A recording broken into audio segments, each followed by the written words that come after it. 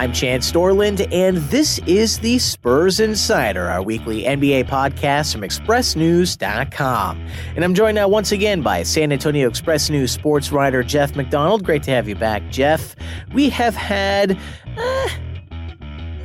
not great news in Spurs territory the last several games. We're going to break down some of the recent stuff. Not all losses, but a lot of losses. We're going to talk about some injury updates. Also talk about this road-heavy November schedule. All that and more coming up on today's episode. So, Jeff, take it away. Tell me what you thought about those last 3-4 games. Well, I think we're looking at just kind of what the Spurs are this season and what they are especially right at this point of the season, which is a team that is decent to good on most nights, but not elite. And so, on any given, there's not a lot. I think Spurs fans are kind of used to having these games on the schedule where you can kind of just circle, well, that's probably a win. That's probably a win. That's probably a win. But there aren't really those types of games on the schedule anymore just because of the situation the Spurs in. They have fallen out of that elite slice of the league that could count on those victories, and they have to actually go out and win them now, and sometimes they do and sometimes they don't. So I think a lot of fans were surprised, like, how did they go into Miami and lose that game? Miami was without their starting point guard Goran Dragic, and because they don't have it all together right now, the Spurs, and they're not a team that can overwhelm you with talent like perhaps they could at the height of the Big Three era, where you could play a poor game, but just have so much talent that you end up pulling it out at the end. And, But not only that, they're also inconsistent because they beat New Orleans, just a short time ago. I mean, they're kind of up and down. I feel like really recently they've beaten the better teams on their schedule and lost to the not so great teams on their schedule. Seems like it, yeah. Their two big wins lately were at home against New Orleans, which I thought they were just going to get run out of the building just because of the way New Orleans was playing and the style they play. And then, they just beat Houston at home, which Houston was not playing well coming to that game. It wasn't a complete shock, but Houston is a team that last year won 65 games and actually had the best record in the NBA and made it to the Western Conference Finals and made it to Game 7 of the Western Conference Finals. So on paper, that didn't look like a game that you would necessarily think the Spurs would be favored in, but they played well enough and won that game and beat the Rockets. And they go on the road to Sacramento, which is one of those games that I think if Spurs fans haven't been paying attention to the NBA this year, they just see Sacramento and just sort of, well, that's an easy win. It's always an easy win. Coming to that game, the Spurs had beaten Sacramento 14 straight times. But this was a different Sacramento team that's graduated to competent. They're not a great team, but they're a young team that has some talent, and they're not terrible anymore. And this Spurs team is the team that, if they don't have their A game, they're going to struggle with competent teams. And that's what happened last night in Sacramento. So, you just got a team that's up and down. And I think it's been I think fans that have been following what's going on with the Spurs and realize this is a real rebuilding year, a rebuilding roster, maybe they're not shocked by the way things have turned out. But I think the casual fans that may not be listening to this podcast if they're only casual fans, but the casual fans, I think, just it's jarring to see some of these losses that the Spurs have had because you're just not used to them. You're still thinking of this team that was winning 60-something games every year. But they're 7-5 after 12 games, which I think you would take if you were looking at the schedule that they've had. If you were told they'd be 7-5 after 12 games, I think you'd say they're doing pretty good. They're doing what they need to do. So it's kind of if you take each game in a vacuum, each loss in a vacuum, maybe it feels like they're not doing so great. But if you take a step back, they're holding in there okay. We'll talk about it later, but the schedule is not going to work in their favor here in the short term. They're going to have to weather a storm, and things might get worse before they get better. Yeah, that would be a fun exercise if you had put a bunch of Express News sports writers in a room and said, okay, first 12 games, it's 7-5. Tell me which ones they won, which ones they lost, which ones were close, which ones were blowouts. I think it would be really different than the actual reality of what's happened. Right. I'm surprised they beat LA twice, even though, LA is a team that got LeBron James, but isn't firing on all cylinders. But I'm surprised they won both those games. As I mentioned, I'm surprised at the New Orleans win, and I'm a little surprised at the Houston win. Maybe not so much at the Houston win at the time, but before the season, if you'd have told me that was an early season win for this team, and not Orlando, and not Miami, and not Sacramento, I would have been surprised for sure. So we're going to talk about some injury updates here in a moment, Jeff. But before we get to that, everything being the case that we've just discussed, what do you think is the big area that can be improved on in the short term? Is it just playing more games, getting the new guys into the groove? Because that's what the Spurs has been known for so long, that knowledge that unfortunately has been lost with a lot of the people leaving, a lot of the new names coming in. Or is there something else? Is there just something else that I can't put my tongue on right now that needs to be improved on? Well, as you mentioned, like just some continuity, learning each other. All that takes time, and it's hard. And again, we'll get to this too. It's hard when you've had guys out of the lineup because you want to play these 8-9 guys, and then 2 of them are gone. You have to play different guys. You have to play some of those guys out of position. So it's difficult to kind of build things the way you want. But we talked about that inconsistency, and it's almost been like, you plug up one leak and then another leak brings somewhere else. Because when the season started, the Spurs were playing gangbusters on offense. I mean, you think back to that first game against the Lakers in Los Angeles, they scored 143 points. It was the second most points ever scored by a Greg Popovich coach team. Like, their offense was a top 2-3 offense in the league for the first week half of the season, but their defense was trash. Their defense was at one point was ranked 30th out of 30 NBA teams. And then now it's just kind of strange, and some of it might be the opponents they played, but you flash forward a week or two from that, and it's completely flipped. They've had one of the best defenses in the league for the last week and a half, 2 weeks.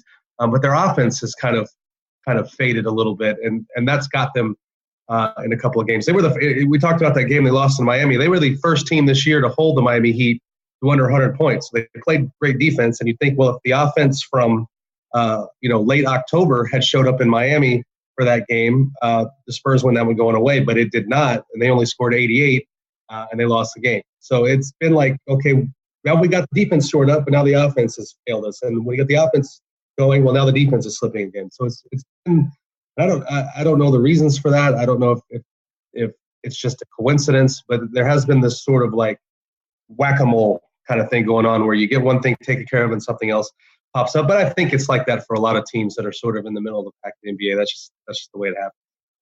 Yeah, there are certainly some teams that look a little different this year, at least so far, than they did before. And then there's teams that, nope, they look just as good as they were last year. Let's talk about injury. So, Derek White, let's start there. They got Derek White back, and that's been a big boon for them. He was the guy that was supposed to be the second guy they named their starting point guard going into the year, because if we'll remember, DeJounte Murray, who was supposed to be their starting point guard going into the season, everybody was so high on him, tore up his knee in a preseason game against the Rockets. He's out for the season. The week of hell, yeah. The week of hell, yeah. So 2 days later, they say, Derek White's our guy. He's our new starting point guard. He's going to be our starting point guard in perpetuity. And then he tears plantar fascia in his left foot. And so he is out until basically that Miami game last week. So he missed the first, I think, 10 games of the season, 11 games of the season. But he's back in the flow now. They inserted him right into the starting lineup at point guard. And he had sort of just sort of a quiet debut against Miami, just sort of feeling his way out. He didn't score, 0 for 3, had a couple of turnovers. Then against the Rockets in his second game, he played really well. He had 14 points. He had a career-high 8 assists. You saw some of the things he can do as far as setting up guys. He was more of a presence on defense than anybody they've had at that position, just because he's got more size at 6'5" than anybody else they have at that position. He had a couple of huge steals in that Rockets game to kind of turn the game. And then again, last night in Sacramento, he was sort of in between those two. He was good but not great. Some parts of the game he was just sort of there. I think all of that is to be expected from a guy that hasn't played a lot of NBA basketball. I mean, we're talking, I think he's played 20 games in the NBA in 2 seasons. He spent most of his rookie year down in Austin in the G League. And, those 17 appearances he made last year were mostly mop-up duty, maybe 5-10 minute stints. He's never had the kind of responsibility in the NBA that he's been given now. And so I think with that inexperience, you're going to see some ups and downs, and I think everybody's aware of that and understands that. And he's going to have some games where he looks great, and he's going to have some games where he doesn't look so great. And I think part of the thing going forward is for him to just fight through that, and for the coaching staff and the team to give him the sort of free reign to fight through that. But he's not a guy you're going to really want to judge one way or another off of one specific game. You're going to want to wait a while, reserve judgment, have patience, and see where he goes. But just having an extra body back in that backcourt has been helpful, because you don't have to play Bryn Forbes at point guard. He's not a point guard. You can run some lineups where Patty Mills isn't playing point guard. He's playing off the ball where he belongs to. It's just kind of put everybody back where they belong a little bit. So even if he doesn't have a great game, he's sort of stabilized the backcourt rotation a little bit. Yeah, that whole don't judge Derek White by one specific game kind of sounds a little bit like our Spurs discussion earlier on in today's episode. Other injury news as well. Tell me about some more people. Well, yeah, now for a while it was the backcourt that was just being beset by injury. Now it's the front court. Pau Gasol's been out for, I believe, 3 games with a left foot injury. He's walking around in a walking boot, so it doesn't seem like he's not on this 3-game road trip out west, so it doesn't seem like he's close to playing anytime soon. Rudy Gay missed some games with some heel soreness. I think he missed 3 games, and it was kind of painted as Greg Popovich just being super cautious with him, because he had kind of a similar injury last year, and it ended up being bursitis, and it cost him a big chunk of the year last year. So those 3 games he missed, it was kind of painted as Rudy wants to play, thinks he can play, but Pop is being super cautious.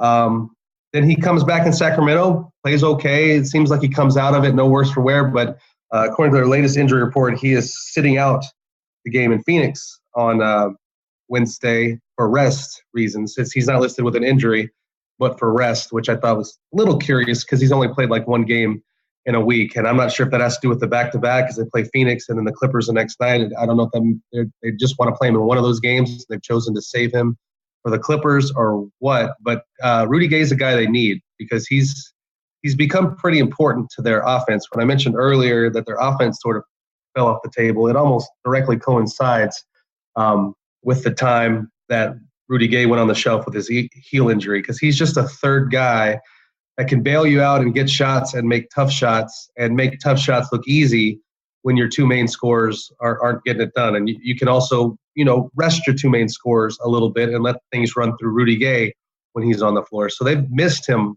a lot, and they need him for the long haul. And I think that more than anything is why Pop is being super cautious with him, because they don't want to get in a situation where they're missing him for weeks. Yeah, no second week of hell. Yeah, right. They want him to be able to play a big chunk of games. So that's what we're looking at there. They also had Jakob Poeltl out with an ankle injury at one point. Like, they were at one game, they had like 2 guys available that were taller than 6'8" and not a rookie, and that was LaMarcus Aldridge and Davis Bertans. Like, everybody else was either short or not very experienced, a rookie. So they've gotten, they got Derek White back in the backcourt. Poeltl's been playing. It seems like Rudy Gay is going to be back in the rotation once they get past this sort of period of the schedule, really grueling period of the schedule. Not sure when Gasol is going to get back, but this is a team that really needs as many healthy bodies as possible in order to be able to win games, because it's just they're not going to overwhelm you with sheer talent at the top like some other teams will. And there was an interesting thing in the preseason. I talked to Orlando's coach, a guy named Steve Clifford, and he kind of put NBA basketball in a way I'd never heard before. And he said, well, basically, most nights to win a game, you need 8 or 9 guys to play well. And if you lose, three of those 8 or 9 guys you're expecting to play well, then 3 other guys have to come out of nowhere and play well. And I think more than anything, you just want as many healthy guys available, so you have more people to choose from to make your 8 or 9 guys that are going to play well and win the games. And when you have just guys out, it just takes away from that talent pool to be able to draw from. So I mean, this it would be helpful, especially during this portion of the schedule that's so grueling and so many games and so much travel, if they could have as many healthy bodies able to share that load and kind of take the pressure off some guys and make sure guys don't have to play heavy minutes and all that sort of thing. So the injuries are kind of hampering this team right now, and I don't think anybody on the Spurs would really cry about it. I mean, everybody gets injuries. Everybody goes through the injury bug. Everybody has periods like this. But, I mean, the fact remains that it's not helpful. It's not helpful to have all these guys out. And certainly so early in the season with so many new names and everything. Yeah, I see the case you're making. It's like trying to put a puzzle together, but all of a sudden you can't find like 3 pieces because they fell under the couch, and you have to get those 3 pieces back before you can figure out what the puzzle's supposed to look like. Yeah, right after you unwrap the box. Yes. Yeah, right. So you keep talking about this schedule. Let's get to it. On the 14th, are we going to have a repeat of what happened last time, or maybe a different story?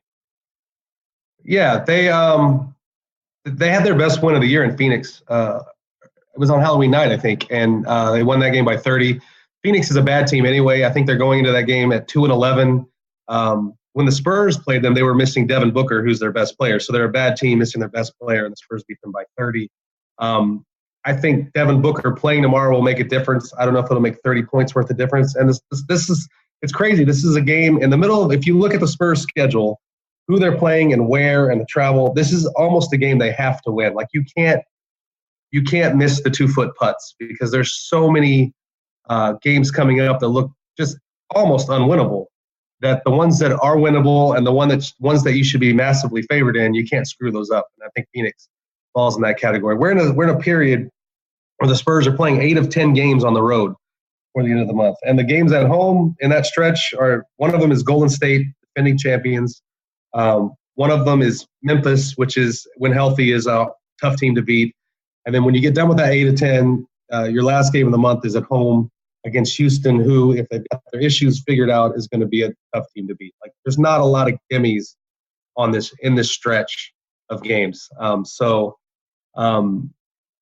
It's just a tough month, and everybody knew it looking at the schedule. I saw a stat the other day, I think it was on the Spurs TV broadcast, where the 8 games they play during the rodeo trip in February, they're traveling more miles in November to play those 8 games. I'm glad that you brought that up, because I was thinking about this and I was like, I don't think this is what I think it is. No, this is not the rodeo road trip. No, yeah, this is actually worse. It's actually worse mile-wise. And part of that is because you come home twice for quick one-gamers. Like when you're on the rodeo trip, you stay out and you hit all these cities that are kind of near each other usually. But no, you're going out this week. You're going out west, and you're coming home for one game, and then you're going to New Orleans, and then you're coming home for one game, and then you're going up east for 4 games. So it's it's crazy. It's crazy, and it's going to take a toll. And the Spurs are sitting at 7-5 going into that game in Phoenix, and I know it sounds harsh to say, but if they come out of November still above 500, I would think they've done a pretty good job of weathering the storm. I mean, I'm not going to be shocked if they are sitting below 500 coming out of November, and that's a tough thing to say, because I think there's some stat out there where the Spurs have only been in the past something like 20 years or 15 years. The Spurs have been below 500 for 43 days, which is by far the lowest number in all of the NBA. They're not sitting there with losing records very often, but I wouldn't be shocked if they come out of November sitting there with more losses than wins. Even if they play well, they could play well in some of those games and still not win them, because the schedule is just so grueling, and so not just road games, but road games in tough places. I mean, they after that East Coast trip I mentioned coming up Thanksgiving week, that starts off with a back-to-back at Indiana, which has already won a game here, and Milwaukee, which you could argue could be playing for the Eastern Conference title at the end of this season. I mean, that's the back-to-back that starts the Eastern Conference trip. That looks like, if they split those games, you pop the champagne in the locker room afterwards, because both those teams are going to be hard to beat on the road. That's what makes games like Wednesday in Phoenix so important, if I can underscore that, because that is a game where you're clearly the favorite, you're clearly the better team. It doesn't matter that it's on the road. You beat them by 30 before you have to win that game. So that's one you kind of circle as a must-win for the Spurs, is Wednesday in Phoenix. So you're dancing around it. It's a must-win. Do you think they're going to win? And then let's go through a couple of games and we'll say goodbye. Yeah, I think they probably take care of business in Phoenix because There we are. I need a cowbell. Ding, ding, ding. because they have to, and because Phoenix is just there aren't a lot of teams in the NBA right now that you would say they're just dreadful. Like some of the usual suspects, like Sacramento, who's normally dreadful, are a little bit better than dreadful right now. But Phoenix is one that is definitely dreadful. Like they're a bad basketball team, and if the Spurs lose that game, that's problematic. All right. Then on the 15th, the next day, we got the Clippers. What's going on there?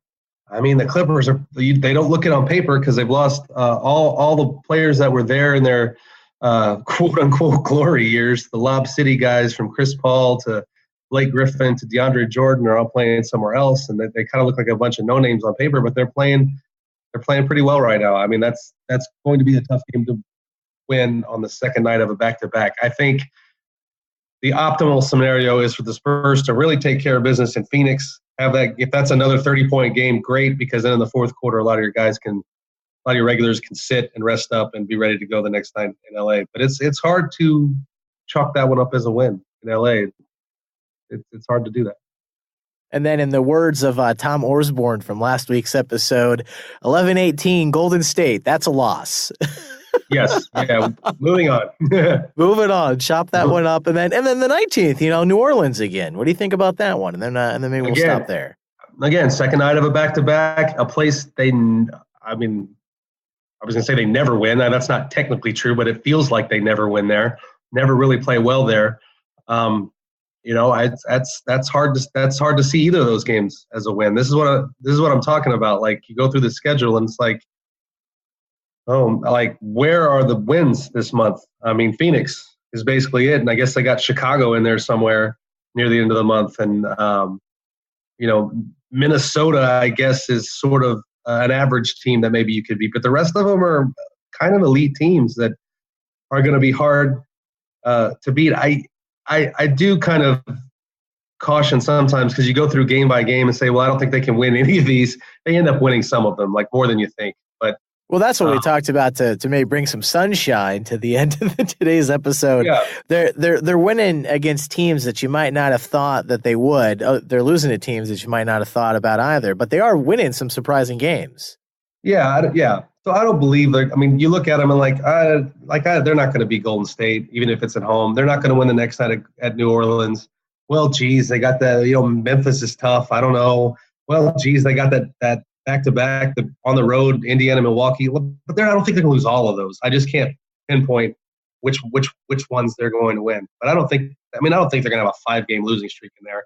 I don't think. It's just hard to look at them game by game and go, well, that's the one they're going to win. Oh, that's the one they're going to win.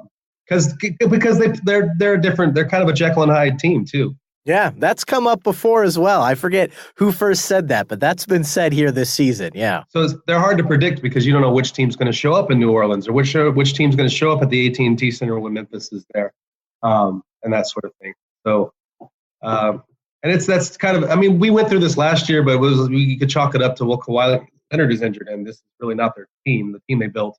But before that, it was years and years where this was a team where you really didn't know what to expect. You really couldn't just say, well, that's a win, that's a win, that's a win, that's a win. Like every game they win, even against the teams you think are bad teams, they're going to have to play well, and they're going to have to kind of lock in. You can't take any game for granted this year. If I could give a PSA to Spurs fans, you can't take any of these for granted, except maybe Phoenix.